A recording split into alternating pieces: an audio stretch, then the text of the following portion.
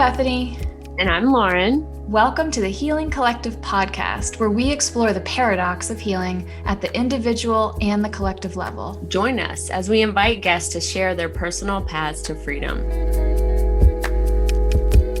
I'll get us present in a moment, but basically how this is going to work is that I have pieces of paper and each decade is written. So we'll start with 0 and I'll put them up or I'll say where we are, but we're going to go through each decade of your life and you're going to not physically step in because we're all set up for the podcast or whatever, but you're going to be who you were in that moment and tell us the story of your life when you were 0, whatever's coming through, and be like, this is what was happening for me. And then at 10, this is who I was. And then, so you're telling the story and you're just letting whatever comes up come through. And then as we get to the ages you are, you're going to start to tell us what is going to happen. And you're just going to tell us what's going to be happening at these other ages. Wait. So I'm just like stream of conscious. I'm not like actually looking for an actual.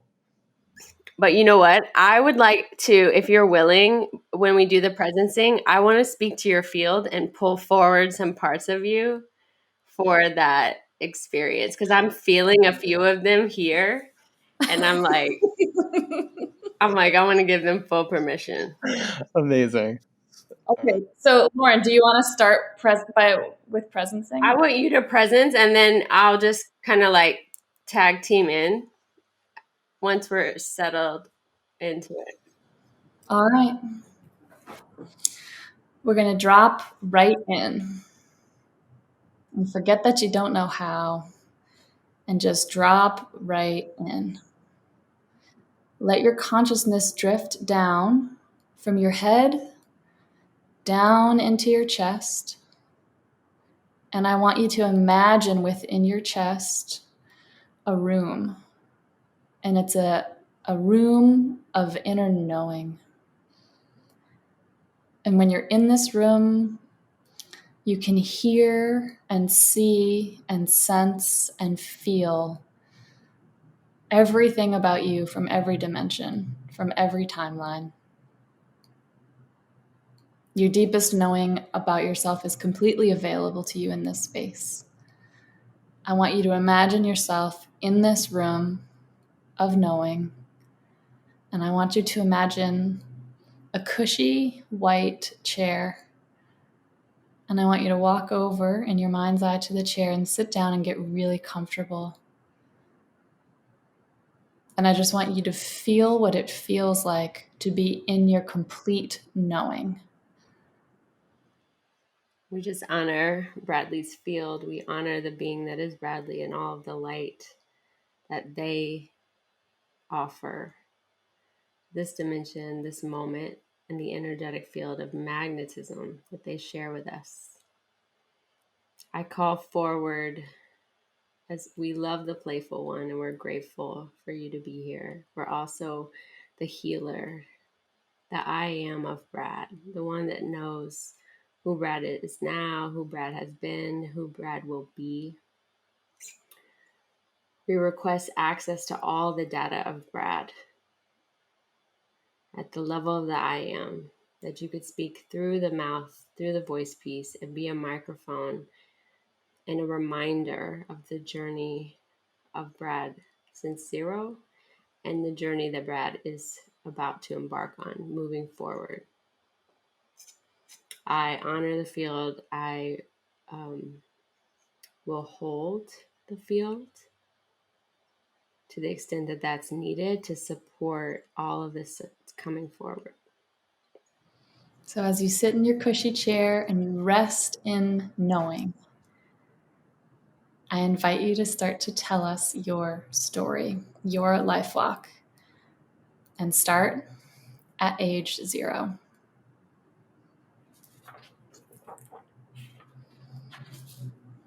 I'm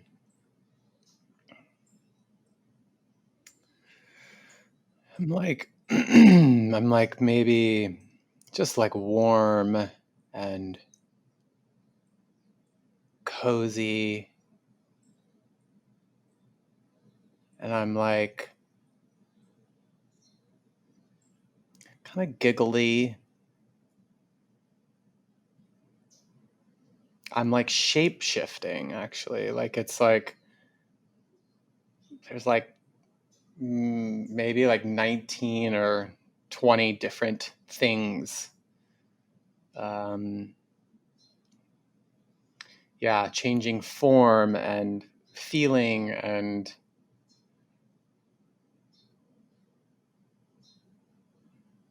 sensing. I'm also like absorbing like all of these things outside of me. So like reaching really, really, really, really far, like outside of wherever I am to like multiple dimensions, like layers and layers and layers. And I'm like, all of that, like every little like particle or thing that exists is like in me, is like comes back and like is like now in whatever shape or form that I'm embodying at that second. Great. Now bring us to age 10. Yeah, I'm like bright blonde, like hair, like toe head. I'm noticing like a moment on the playground. There's like one of those like octagonal shaped metal structures, and I'm like there, and I'm like either missing a tooth or there's like something wrong with one of my front teeth. I'm kind of like sad, actually. Like I'm just like kind of standing there by myself, and like all the kids are like playing on the jungle Jimmy thing.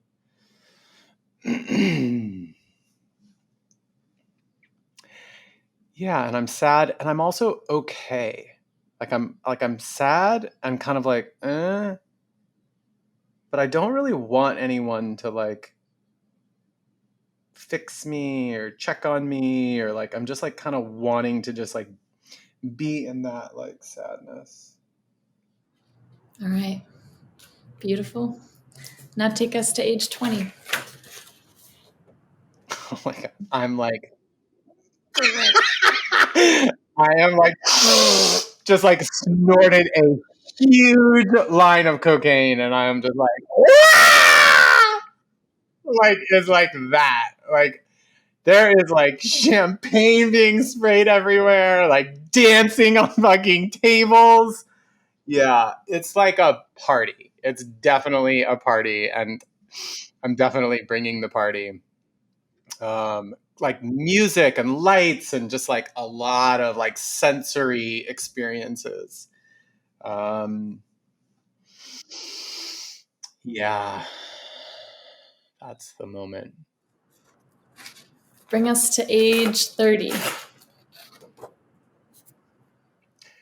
like a image of like a huge like willow tree, and I'm like under the willow tree. There's like a picnic blanket, and I can like feel the wind on my face. I can like hear the birds chirping.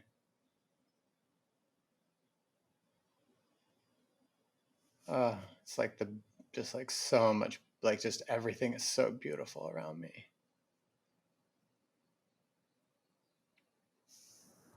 Now bring us to age 40.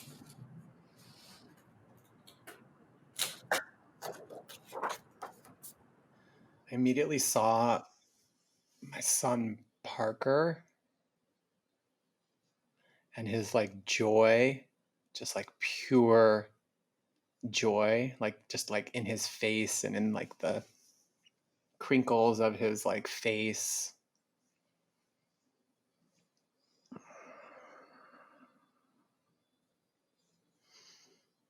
I'm also like having images of like mountains and snow and skiing and um,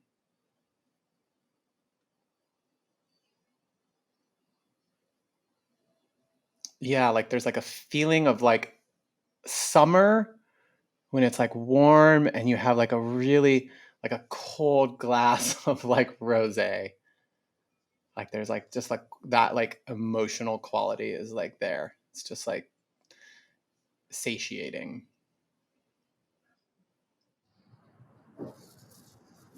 Now bring us to age 50. Mm. Just saw like I saw like trunks, like maybe they're like 12, 15 just trunks with like piles of money. Just like ridiculous, like flowing out. I'm just like, and I'm like looking at them and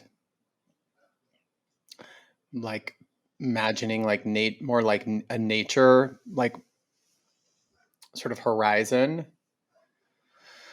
I also have like a memory, like an image of this place in Wyoming, which is called Eaton's Ranch, and just like a being there with like friends and family, and yeah, like I'm having an image of like toasts being made and a dinner, and yeah, and horses, and yeah. Now bring us to age 60. Hmm.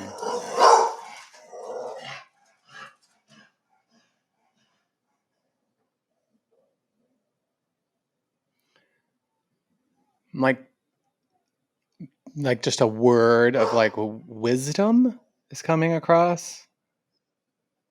And I see like like gray hair and like kind of wrinkly skin.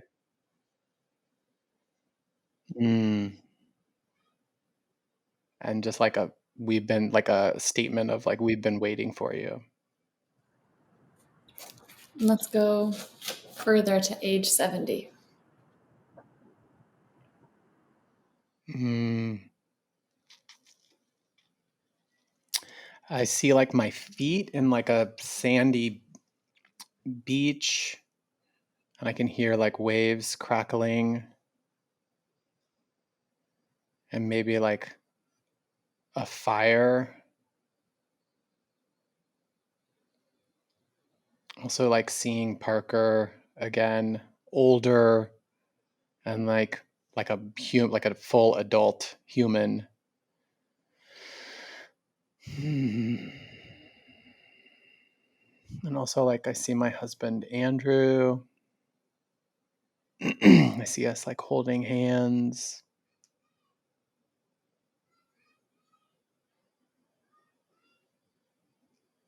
And I'm just hearing like my like cackling laugh.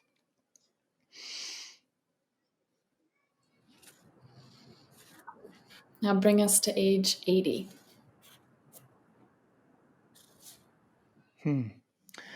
I saw like a mountain and like hiking boots and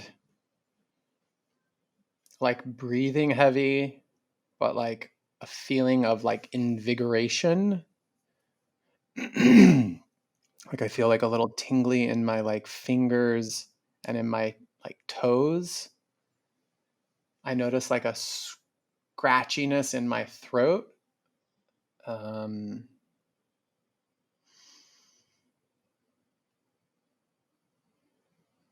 yeah, and just like the word like really active is coming up for me. Just really like I'm super active. And what's happening 10 years later at 90? Seeing like a lab, like a like microscopes and like a more like scientific setting.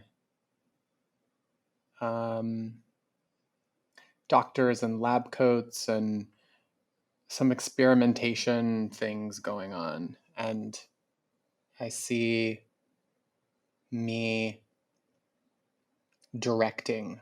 Like a lot of people, like 12 or 15 people, are like asking my opinion about something. And what about at 10 years after that at 100? I'm seeing like the same kind of character that showed up at like 60, like the wisdom. I'm seeing like a circle of men, all like different ages, and yeah, just seeing like everyone seated like almost like Indian style, like knee to knee next to each other, and it's outside. And I noticed just feeling like bright. It's a beautiful life walk. Do you feel, when you feel into it, is there more? I notice the more is, I guess at the last one, I'm feeling there's like more of an image of movement. There's like kind of this image of some combination of like what looks like modern dance and also like maybe Aikido or like some kind of martial art. I'm noticing like a lot of that showing up in the circle, like with everyone surrounding it, noticing that's there.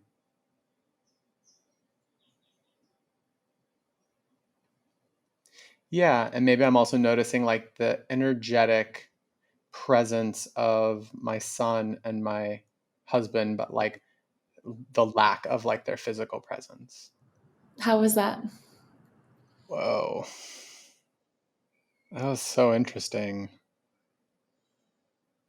I didn't really feel like in my head at all during it, but it was like stuff was coming up, but I didn't feel like I was like thinking about it, if that makes sense. It was just what was here.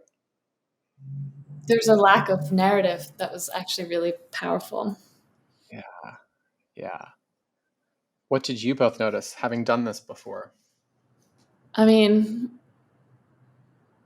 what I really noticed was just, I felt like you were like sort of describing the essence qualities of these moments in time more than your narrative of your life in a way that was beautiful. And I actually haven't quite experienced somebody doing it that way. It's usually more narrative, but it was really, really nice. Like I was just really with you and like picturing. And I kind of feel like that's almost more of what we come away from memory with. It's these like, it's an essence quality moment of memory, maybe an emotion. So yeah, I loved it. I felt like I was walking through it with you. Yeah, my experience was they were like I felt like I was in the field with you, and I didn't feel every memory with you, but I felt and saw a couple, like the one on the beach. I was like there, and like I saw the details of it and I felt it. And then the last one, the last couple, and the way you expressed it is my experience of like the way I would describe it is like that everything that we ever experience eternally is like uploaded to like a cloud. But it's not just the pictures of the moments, it's also the feeling and the sensations. And it felt like when you were bringing it from the cloud, you were also available for the sensations and the essence of that moment.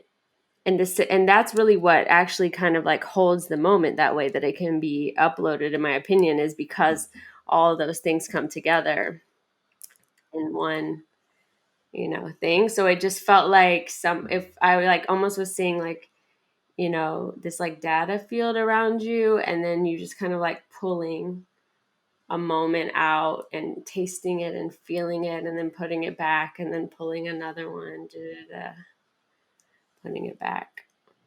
I was super curious about 90 and the scientists in the lab, and I'm like, is this is this when we upload our brains? Like, is this? I know, I was surprised about that one too. It was like the environment was definitely like starkly different than all the other environments.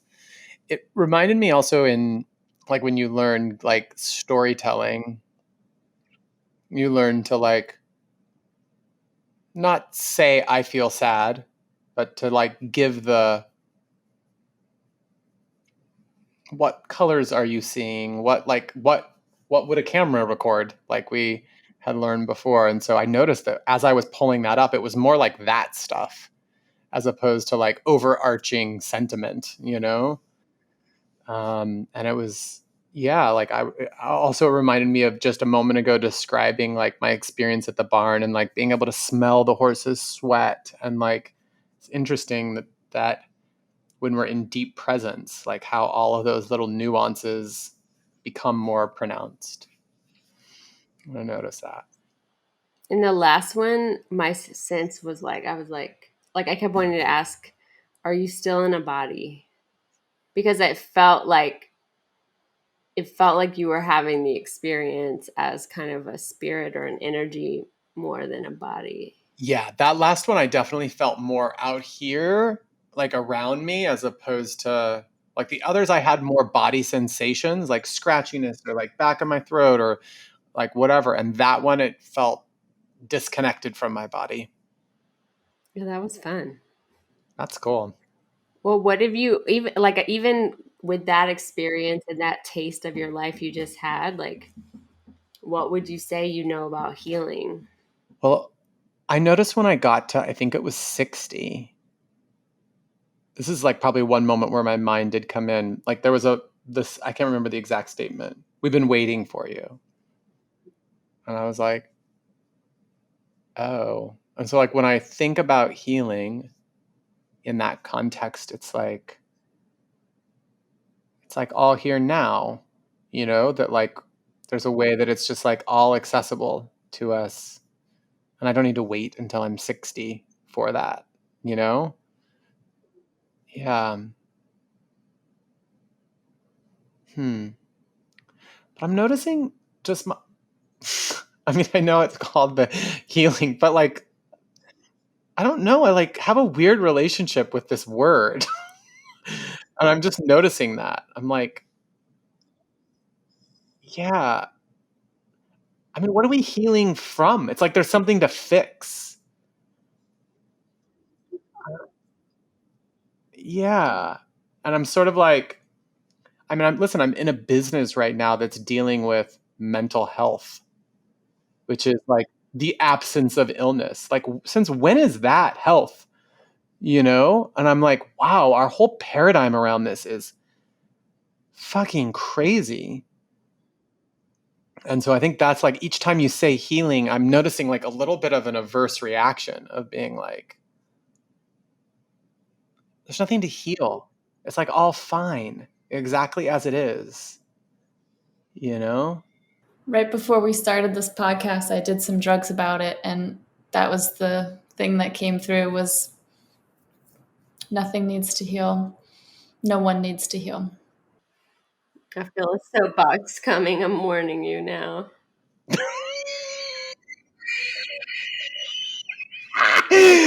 Oh my god, she's like preparing her weave for some like battleground. The nails are coming. Here we go. Oh my god, she's revving up. I can't wait. Well, we hold both things as true. That we hold both things as true. But I keep in the forefront of my mind that there is no problem here. And we're definitely not like, oh, here's how you do it when you're on the other side of it. It was funny, your evangelical Christian being like, I'm healed. But I think we all have that. I think a lot of us have that. I think all of us have a thought and a persona who's like, I'm broken and I need to heal and I'm suffering and I'm in pain. And then there's another thing that's like, there is no such thing and we're all perfect as we are. And so I think the trick is holding many things as true at once and then deciding like, what experiences do we want to have and how do we want to organize ourselves? But Yeah. I mean, the other thing is I realize like that's also a very privileged thing to say. Like, really? Like, I might not say that if I were like fucking sitting on a corner and I couldn't afford like a roof over my head, or I'd been abused, you know? I immediately kind of go to like, oh, more dire circumstances. And then this happens to me even in my role now, where I'm like, oh, no, some people actually need medication. It's not like, oh, they need to just like meditate it away. You know, like some people are in dire circumstances and have chemical imbalances. And, you know, it's like, I don't think that like being bipolar or having anxiety, or, I mean, ironic, I'm wearing this hat, but like, I don't think that I don't know actually. Like, there's one part of me that's like, we fucking make this shit up and, you know, it's not real. And then we pathologize and like, and then there's another part of me that's like, shut the fuck up and sit down because you're not experiencing it, you know? So, like, stop saying what's real or not real from your own vantage point. It's interesting because when you were like, I mean, the story I make up is like so outside of the story that we make up, I think. But like when you're like, I am healed, I was like, so am I. I am.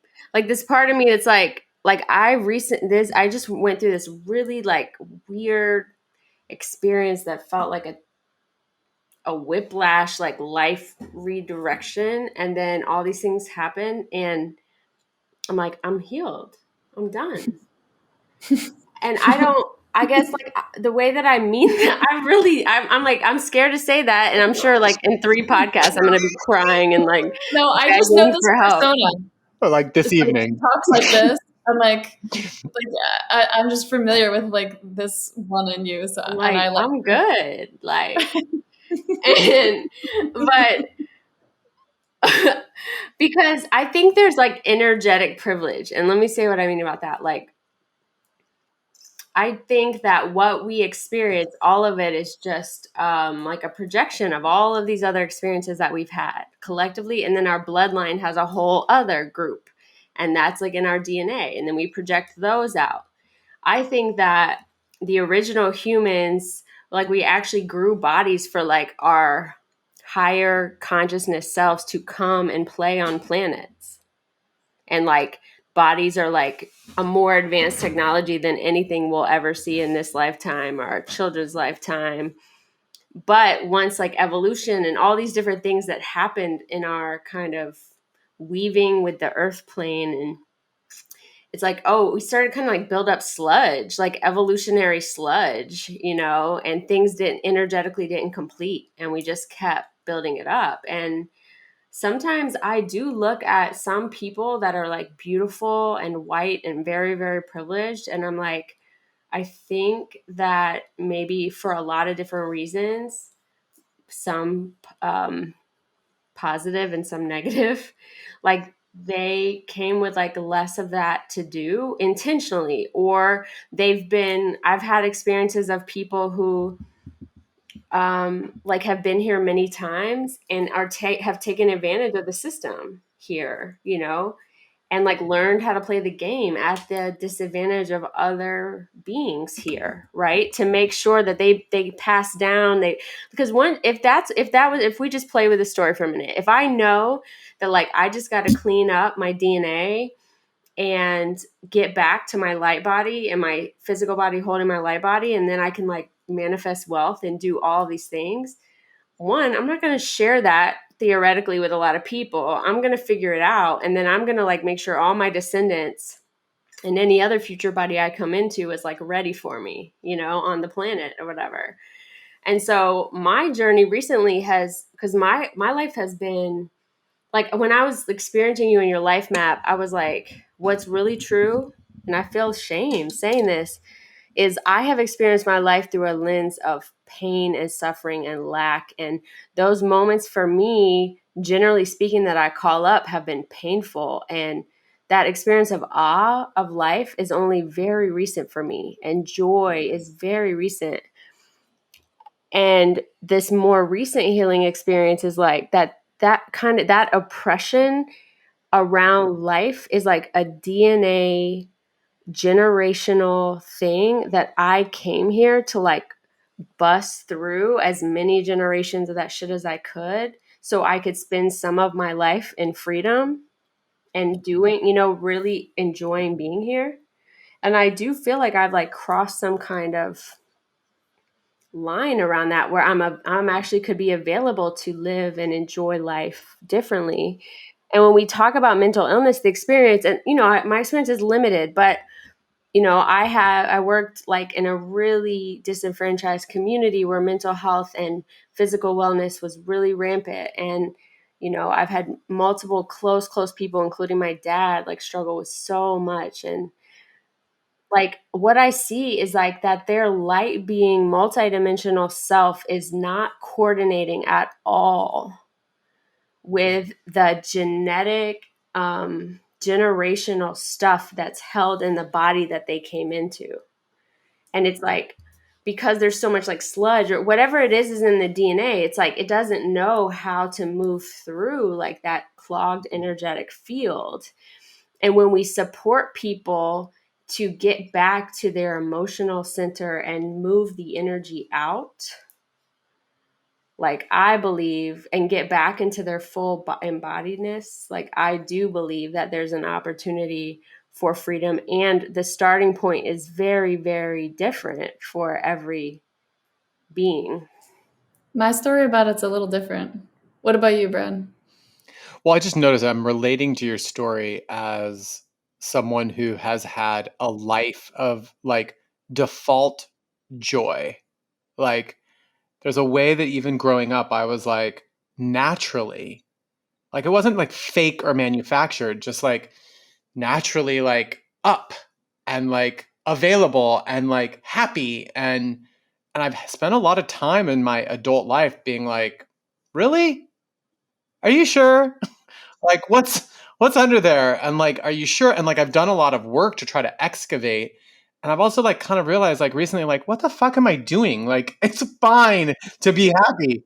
Like there's not a problem. You don't need to go look for trauma, like just because we're collectively going through trauma and things are hard, there's a way that I just don't relate. Like my life wasn't that, and I can feel guilty about that sometimes where I'm like, oh fuck, why did I get dealt that deck of cards? It's I weird. experience you as somebody, even when you were with the baby part of you, the zero, like just knowing you energetically, experiencing you, like I literally am like, this is maybe what a human would be like who came in aware of their light body self, like consciously choosing into a nurturing environment, embodied pretty easily, and like, you know what I mean? Like that, I experience you as someone's like, I kind of know what to do here. And I've freed myself in other lifetimes. And I'm coming in for like a really, really good life. And I've learned you got to be a service. And I've learned, like you're trying to abide by the principles that support you to be in equanimity with all that is, and not create more karma, because I think that's another option. But Yeah, and the other thing that came up for me though is I'm, in this business now where we work with companies like really large scale organizations like Whole Foods and Pfizer and companies that have hundreds of thousands of people working there. And they use our platform to offer their employees a way to get support in healing. Like we even call our internal team the healers. Like there's like providers and therapists and coaches and like the internal, email alias is healers at. Like we refer to that internally. And so what I think is interesting is what's been most fascinating to me in taking on this new role is when we sit with a customer, we do these like quarterly business reviews, which is like once a quarter we sit down with the client and the data that we share with them is the emotional and mental health of their employee population. And they have never had access to this kind of information before. They're like, whoa. And it's things like, did you know that 6% of your population has had like suicidal ideation, like in the last 6 months. Like, people are like, what? And like 33% of your population is depressed. Like they're dealing with depression. I mean, the awareness and the like, whoa, is so profound. And I think it's so interesting. And so I'm having like a different perspective on different life experience and like, what do people bring into this life? And yeah, and then I think the interesting thing about being in that position at this company is like there is times where I'm like, I actually don't deal with that.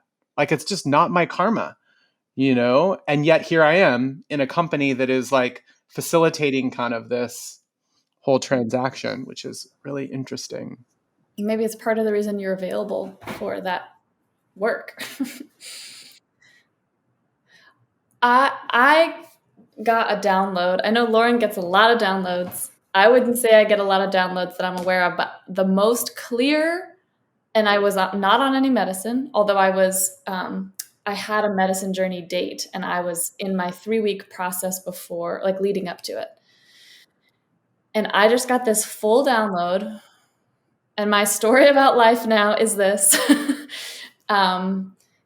is that like, picture like an ant farm. Like I have one arm down here and one arm up here parallel. And you know how ant farms, like there's all these things running this way. So run them this way. Each life that we come and live here, yeah, like a vertical line. You're coming and living a life, and you've picked the life, and you're like, I'm going to learn these lessons this go around, and these are the challenges I'm going to set up so I can learn this. And you do have agency within the life. You can take a turn. You can go this way or this way or this way, but you're still on that life path. And there's just hundreds of them or maybe thousands. And some of them you might be in poverty, and some of them you might be a billionaire. And sometimes you're lonely your whole life. And sometimes you're with the love of your life for 85 years. And over the course of all of them, eventually you have all the experiences. And I just think, like, I had a story too about my privilege, and is it okay for me to be pretty happy and to have the things I have? And I got this real deep sense that we do have every experience eventually. And that every soul does. And that's like the game we're playing here, is to have an embodied experience of every different thing that can happen, and that we're consciously picking it. We forget what we picked when we came in here, and we're living that life. And then, but as we have more and more and more experiences, I think we might have access to higher and higher levels of states of consciousness. And, but that you get them all eventually. Can I just add one thing? Well, because if time is a construct, which we're pretty sure it is, the only thing I feels true to me in addition is like that it's all happening at one time. And that when you get to certain awarenesses, that you can actually be accessing and pulling and sharing from one lifetime to another lifetime, supporting yourself across multiple things. And I've had that experience in medicine work and medicine journeys where I'm like in a new timeline and stuff's happening, and I'm like, oh, and even just other experiences. And I'm like, oh, that's that life and that's that life. And when it first started to happen, I got really confused because I thought it was about this life. And then I was like, oh, that was a different thing. Like my friend that I used to do a lot of this work with, we lived many lives together. We have, and we've been married, and we've been at the bedside. I've been at his bedside when he died. And we would both have these coming up to us, like in different, over a year or so in medicine work. And like it was making us think that meant something about what was supposed to be happening next in this one. And it's not that. It's just not. So like, and it helped me be more compassionate with myself and with other people's experiences. And I don't know if it's true or real, but I'm picking it and I'm keeping it for now. And what's happening outside of that vertical ant farm? No friggin' clue. But I don't really care. Like, I'm not like, what's going on outside? Who made the ant farm? I don't have that. I'm just like, got it. I think this is what I'm doing on this go around, and I'm going to do it real good. There's this, I just think if you remember though, like if you were having all those experiences, because to me, it's in service of oneness, right? So like ultimately you would become conscious enough to start remembering like when you were deeply oppressed, when you got really old and no one took care of you. And I do believe that, like, I'm not comfortable for sure with being like, I'm not concerned with what's outside the ant farm. Like, I think it's all connected, and like that it's coordinated, and that there's a reason we're having those experiences. And then we come in to experience oneness, which could be service, which could be empathy, which could be, and like within our sphere, our constellation of, it's not really ours to go out and find, it will come to us. But in that constellation, yeah, like that's where you apply the lessons. And there's something about like service as like the reciprocity for getting to be here, that we give back what we've learned to this space, and then we receive from it. And The image, but you were talking about this thing where mental illness is you get disconnected from your body in some way, like there's like a mismatch going on. And what was interesting when you were sharing that is like, I have had moments, even before I took this role that I'm in now, where which I did share, but my family was evacuated for wildfires. I was like, all of a sudden I was like waking up in the morning and I just didn't have my normal like drive. Like I just felt like blah, like it's like the closest thing that I can imagine to like depression, where it was just like flat is probably the best way to describe it. And Brad, we're doing it again right now. Just being similar, because so Lauren goes to a dark place sometimes that's like a depression, like it's like a real dark. And me, like Jupiter first house, like really I love life, like everything's great. My version of that is like nihilism, like flatness, like I don't care about anything. I'm like, who cares? And I don't feel connected, and there's no motivation for doing anything. And I'm like, what's the point? That's my version of the dark place, which it sounds like you might be describing. exactly. Something So I was like flat, and I was like, oh fuck, something's really wrong. Like this is not. And like I did go to a therapist, and I was like, what the fuck am I doing? I'm just like talking to someone. Like I know how to, like I know all this shit. Like what am I? But there is something about someone holding presence, and space. And so like me being able to like talk through that. But I did feel that moment there was like incongruence. There was like a way that my natural state of being or my body was disconnected from whatever was showing up in that moment. So that like definition was interesting. And it makes me think about like she's come up like a couple times on this call, so will like mention her, but my grandmother on my father's side, her name was Delnora. She had schizophrenia. And when my parents like went away one time, I was like she was staying with me at our house. And I remember she heard voices, and she was like talking to like the fridge or to like and like, I don't know, there was like this, like she definitely they like took her to a home, and like and there was this whole time as a child when I watched that whole thing happen that I was like, there's actually nothing wrong with her. Like she's okay. Like we're all like, and they were like giving her medication, and there was all this stuff. But like, so it just makes me wonder, like, what's going on for people who are like more like that, which is like a little insane, like they're in touch with other realities, you know? Yeah. So like, but like, and as I read about it and learned, like they literally are hearing voices. It's not like made up shit, you know? And so I find it interesting because there's like mental health, and there's like depression and anxiety and all these like socially accepted things now because we have less stigma around it. I mean, there still is some, but then there are people who are like on another dimension. And I just find myself, I'm curious, like what's really, because I have a different story about her now, which is she was like part of this whole religion that's called I Am. And it's like, and I'm like, whoa, that's so like, that's all language I use now. Like the belief system that she actually held is so much more resonant with like who I am and how I operate. And I just always felt like she was like in touch with a higher reality and just couldn't function in this planet, in this like realm. Yeah, all the rules and guidelines that we've all agreed on socially, it's just an outlier. So we're like, well, something's wrong with you. I've been working with this healer, energy healer, and it's interesting because basically like she attunes to you and she'll give you metrics like your chakra, for example, my sacral chakra, which I knew something was really off, was like at 1%. Or she'll say like your overall life force is this percent. And then she heals it. And then she checks in later and is like, okay, now you're up to this amount. And then like she talks about like I think she said there's 5 energy fields like outside of us. And the furthest one is like infinity and eternal.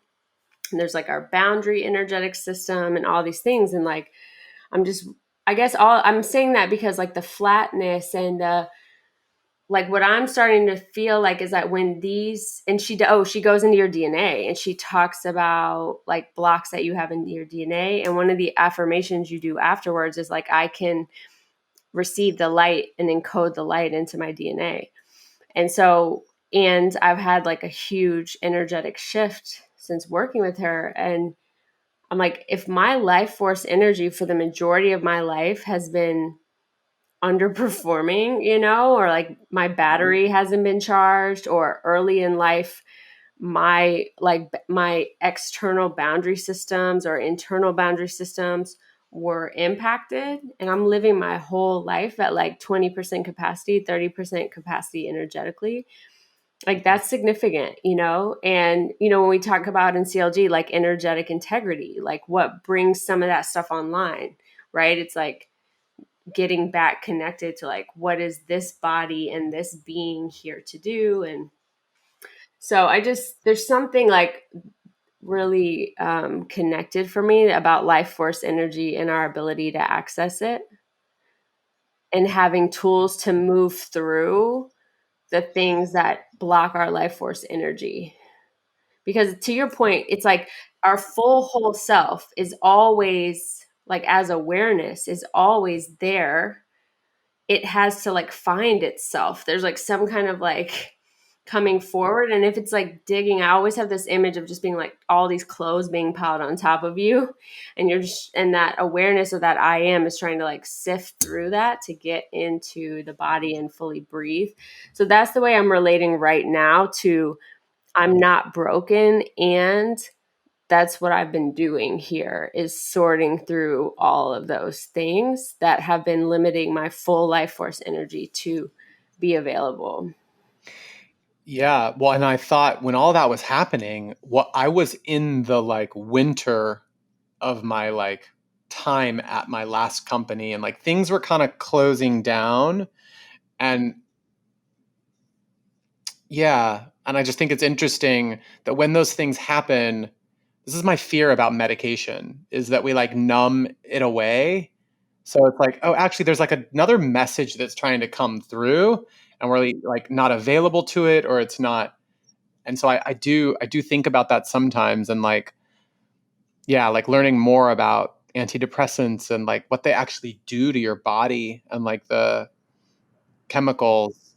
I mean, they are just chemicals and medicines, and the reason that we make a delineation about MDMA versus a different one, I mean, they're all doing very similar things, and we have very powerful positive experiences with MDMA, all of us on this podcast. So, but if energy is emotion, like if emotion is energy in motion, and you take some inhibitors to inhibit your ability to feel emotions, like I've been on Lexapro, and the reason I got off was I was on it for a year, and like I dropped a couple pills, like my last pills, like behind the oven. It was really random. I didn't have it for like a couple days. One, I was having sparks in my brain. Like I could feel the neurons start firing, and I was just sobbing. And I hadn't sobbed or felt or been attuned to anyone else or my own emotions. And I realized it for a year, but during the year, I didn't miss it, because I wasn't able to connect to that part of me. And so I do have a fear that certain medicines that block your ability to access your emotional centers and your body sensations and your truth. Like it is unclear to me how you could really like move through in an expansive, like growth oriented way, it is clear to me that it's like a crutch that like I could just like show up for this life I have for right now if I need to, you know? And just like any other thing that we have stories that we do the same thing with. We have belief structures we do the same thing with. We have all kinds of ways. I mean, this is only one way that we, pick a tool, whether we're labeling it as a block or an axis or whatever, but like like pharmaceuticals are not the only way that we do this, and we do it like a million ways, and making pharmaceuticals special. Like I went on an antidepressant around the time that my parents split up when I was young, and it was perfect. I wasn't quite ready to face and feel what was happening, and it was much friendlier, and I was only on it for a period of time, and it was more related to like the things that were happening in my life at the time, and that was the tools that I had, and it worked really well for me. And then I got off it like 9 months later, and I had a different capacity and a different experience and different things happening in that moment of my life, and I don't really think I would have done it any different. Like there's so many ways that we don't face things, and sometimes that's what's most friendly and supportive.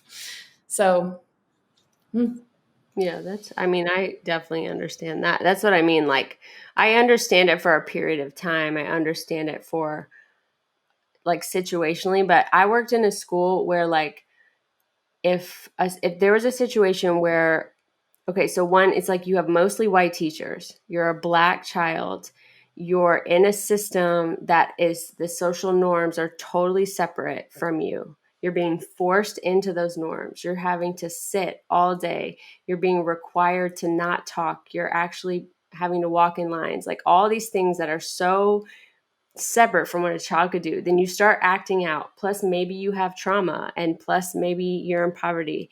Your parents are overwhelmed. They don't know how to help you. They're working a job like where they're working overnight just to pay. Like, these are real situations all the time. And those kids, the only thing they had accessible to was this like mental health place called Hargrove, that like was a private institution that got paid off of how many children came there. They would immediately sedate them. I physically was in this place like multiple times over the course of my career. Like, and from a young age, you're told, and immediately we have to give you a label of this or this, so Medicare will pay for you to be here, which then requires us to medicate you. And you're 7 or you're 10. Now your parents believe that that's your thing. And now, you know what I mean? It's just like, it's a both and. Like, I definitely, so that's kind of like some of my stuff around it comes from. And then like my dad was medicated most of my life, and I never could feel him energetically. I lost the ability to like actually attune and attach to him in a way that was, it had a major impact on my development long term. I have a fuck big pharma persona too. I got a master's of science in drug regulatory affairs and health policy, and and I like wanted to do cancer research and like help companies get drugs approved that were going to help cure cancer.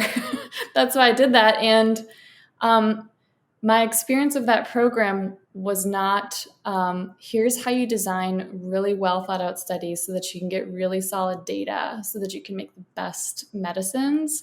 My experience with the program was like, here's how you can hack study design to get the results that you want for the least amount of money in the shortest amount of time. And here's all the loopholes you can take advantage of within the Food and Drug Administration. And I was like, fuck this place. And I quit. I worked in pharma. I quit.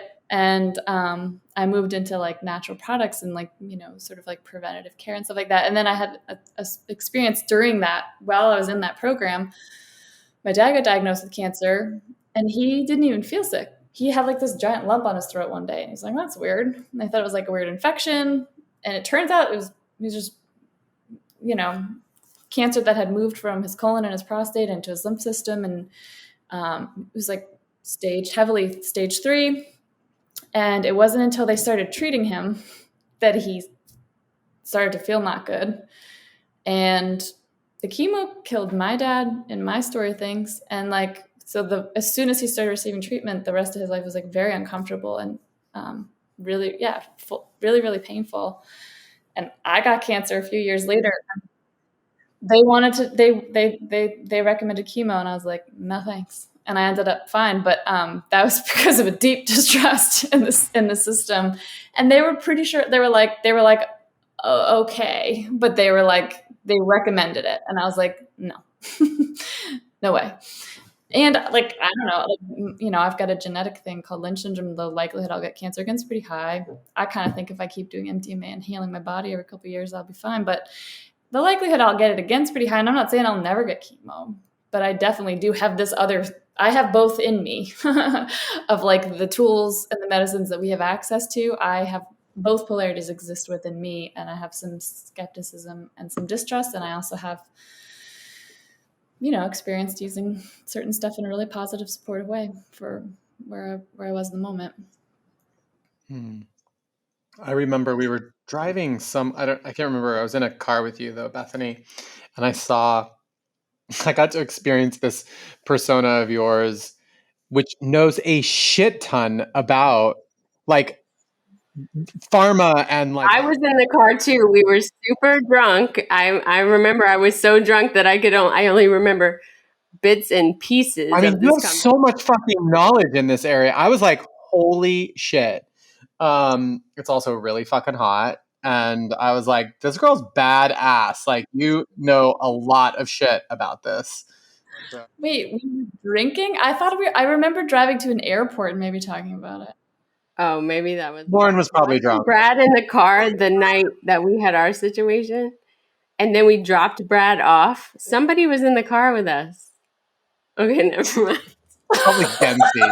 I have know. no idea. I think I was like, I don't remember who we were in the car with, but I remember getting into a farmer rant. Well, maybe it was another time I was in a drunk car with Brad, but I just was definitely, we were coming back from Diana's, I think. Oh, is that what it is? I remember you talking and me being like in darkness. Like just hearing Brad's voice, like having this really like chippery conversation. And I'm like, isn't he as drunk as me? Like, why is he? The joy just busts through the blood alcohol level to just be like chatty and happy to be being transported. I want to know what both of you have learned about healing since starting this podcast. Like, what's either like an insight or maybe a refinement on the way you related to healing? Like, what's changed for you in terms of your relationship to healing since like starting to have these conversations? I just like I just am like, there are so many angles of awareness, like so many people learning so many different things. That the main thing for me is that I think, I was thinking about this the other day, that actually what we call healing is just evolution. And it's just the process, being present for the process of evolution and co-creating evolution together. It's like, oh, like I've evolved to have this DNA thing that gives me cancer, and I can bring my conscious awareness and the tools in this dimension to support that evolutionary process and make it more efficient. Like that's actually something. And then this idea, like when I started it, my focus was on healing the collective. My journey this year has been about that most of my focus and energy has always been healing the collective and not enough of like my individual healing.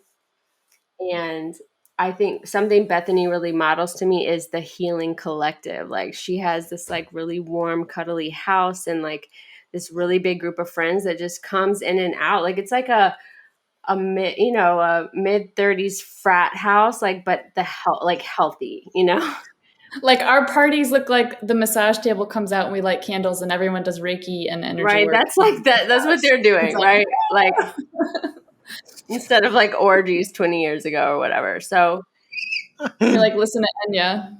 the more that I focus on my individual healing, the more that I crave an experience in a community like that.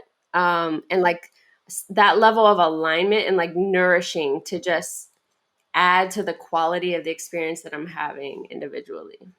Lauren, I'm kicking out my tenant. Come live at the house. I'm living somewhere new every 3 months. Who knows? We don't know. We don't know what's happening next. Right now I'm living in my childhood bedroom. We'll see what happens in 3 months. I know. I'm like, is that a unicorn on That's your? a unicorn. Oh my God, so good. She's part of my healing process right now, is sleeping cuddled up to that right now. Oh my God. Yes, Brad. Next week, our episode with Jim comes out, and I think you'll enjoy it. Bethany, I want to hear your answer. What have you learned about healing? Since Brad is now the host. Yeah, exactly. I know. I flipped it. How'd you like that? I was tracking that shit. I'm like, okay, you can take a break. You're like, that's enough vulnerability for 1-3 in one day.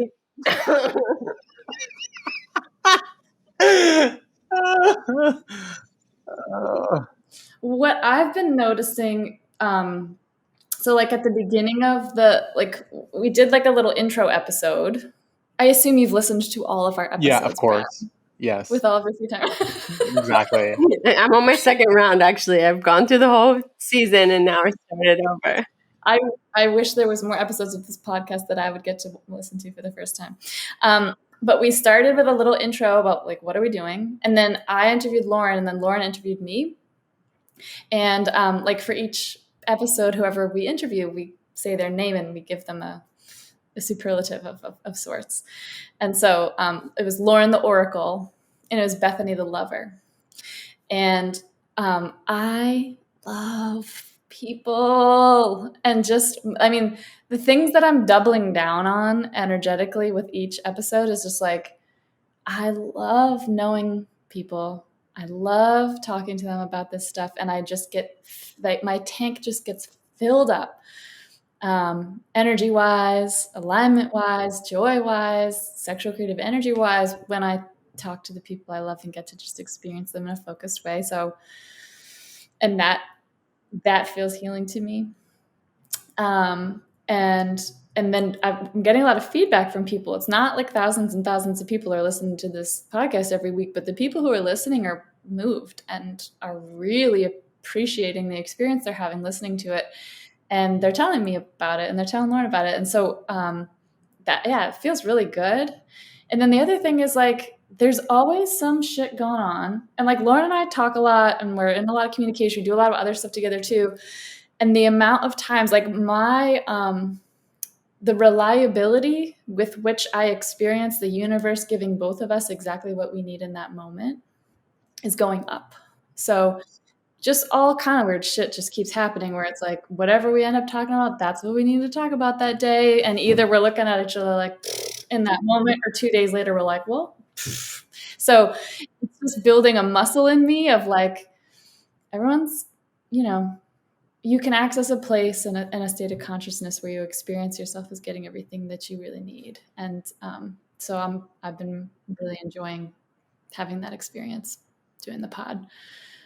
And when I think about that on a collective level, I get excited of like how much access does the collective have. I think all creative projects are always just like to bring you to more awareness of yourself, It's like, and like, that's why I think it's important to be, it's not like you can't want to make money. That's great. But like, if that's the reason, or if you want to be famous or whatever, like I just think that's always going to be a block versus like, I'm just going to honor my creative process. And we assume we will not make any money doing this, and maybe nobody's even going to listen to it. That doesn't bother me too much. I mean, it'd be cool to have like a couple. We have like 100 Instagram followers. It'd be cool to have a couple more, but like I have a little 3 in me, but like But for the most part, I just love doing this with Lauren, and we always just have conversations that I think are really cool, and I like doing life with her. So And we get to see how amazing our friends are. Like, I was just telling her, like, I don't know who we're going to be interviewing after August, but it's all been people we're in an pretty intimate relationship with. And it's just like, I just have this like additional layer out experience of each person. And I'm just like able to taste them and feel them and experience what's delicious about them. And so there's this part of like, wow, if this is also a reflection of me in any way, if these are my positive projections, like I'll take it, you know? So good. Your comment about like, just any creative project. It's so funny. Sometimes I like, I've been in like marketing roles for the last 2 companies, but I don't think of myself as a marketing person, which is kind of interesting because I'm like a chief and marketing. you have aversion to the word healer, but that's what your company does. Yeah, exactly. Interesting. All the paradoxes. But I think oftentimes I've actually been given this feedback in other roles, which is like sometimes the thing I love about marketing is that you have a budget. Like there's like, there's like money to actually create something. But like what I'm really doing half the time is just like playing.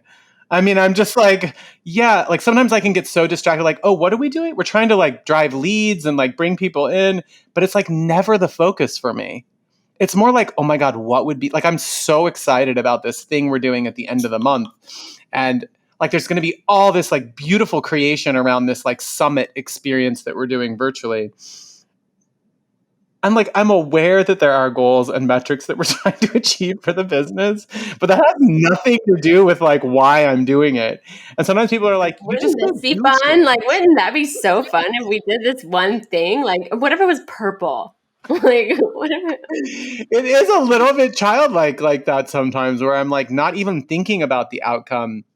But then there's another part of me that can step back from all of that and sort of like architect and organize it around the structure of like what the business needs to achieve. But I'm not in that mindset when I'm normally like creating. A beautiful motivator. I mean, most people are motivated by fear. Like I need to work so I can do the things, and and it's kind of triggered, or they're motivated just like from an external thing like money, which no judgment. Like that's why a lot of people go to work and they get their money and they have that energetic exchange. And then what does Jim say? Then he's like, there's the internal motivation, which is like that maybe you like what you do, and you feel good. Like maybe you do a job where you feel good about because you're helping somebody, or that you've created something cool, which is great too. But that play as a motivator like trumps all of them. So what I hear you saying is you're in a state of play when you're working, and that's probably why it feels aligned. And I feel playful about, even though this is the first episode where we all buckle down laughing at that level. And sometimes we get kind of serious and moody and story filled about our all ideas of consciousness. It's still really, really playful for me, and I just love it. I've wanted to, ever since I met you, Brad, I was like, it would be so cool to like experience Brad at work. I just feel like I would learn so much to have that experience. But we've had the conversations too about like real world situations and inequities, and, so I think that it could easily come across in this podcast that that's not on your radar, but just because of like, your message around joy and my story is that you chose to work with this organization because it was more mission aligned and more service oriented. So I'm curious, like where you are around just collective healing and like your role in it. Yeah. Well, I think I had like I don't know if it was midlife, but I definitely had probably like it was like around 15 years ago, a real delineation in my career journey, which is, the way I would describe that is like before that point in time, I was really driven mostly by achieving success, and a lot of material like objects were like the motivators for me.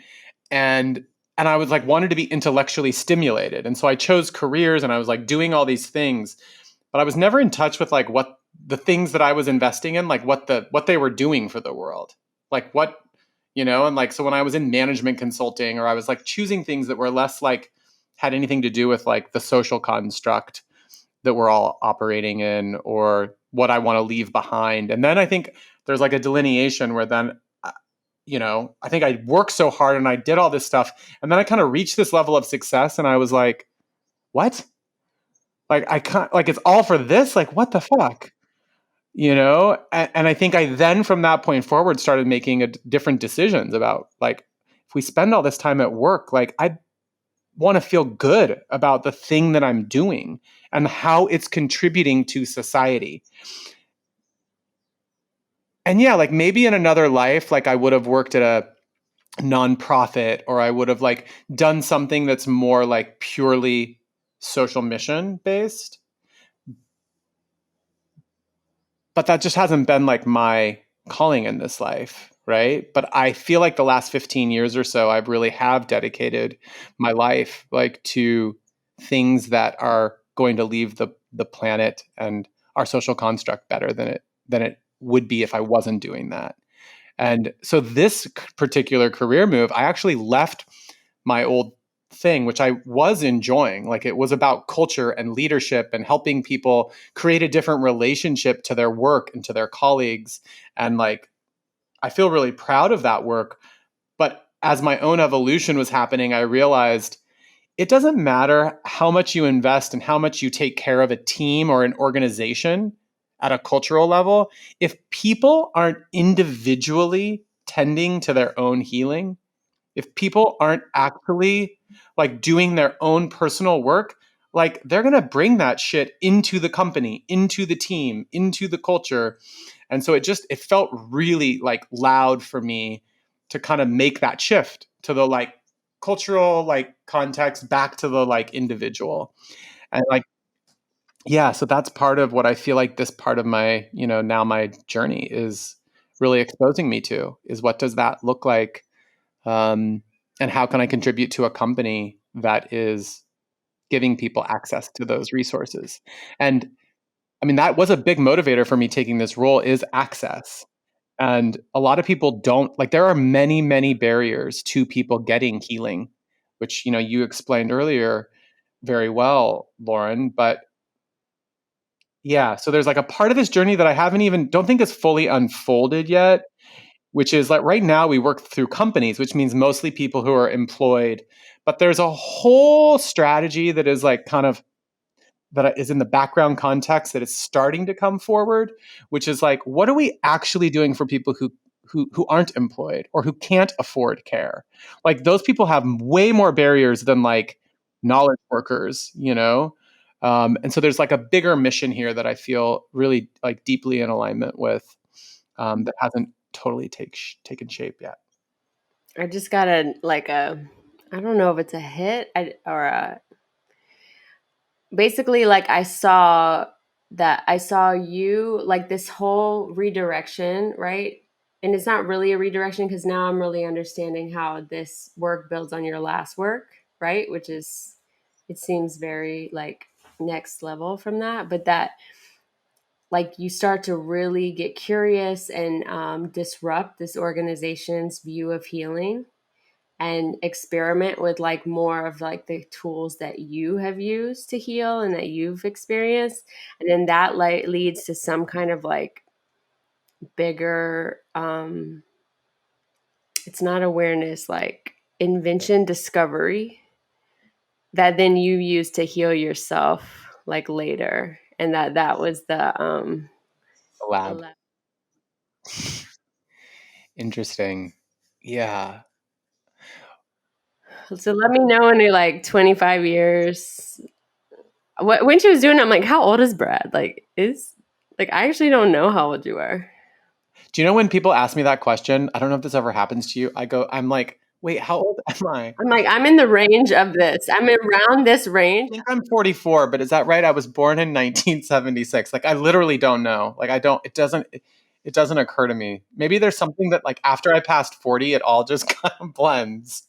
In my mid 30s, I really had trouble telling you how old I was. For whatever reason, now I'm on top of it. I think because I'm now obsessed with astrology and I'm learning it. And so I think about, You're like, this transit is coming up in 6 months. yeah, so now I'm like real dialed in on like time in a different way because I'm thinking about astrology all the time.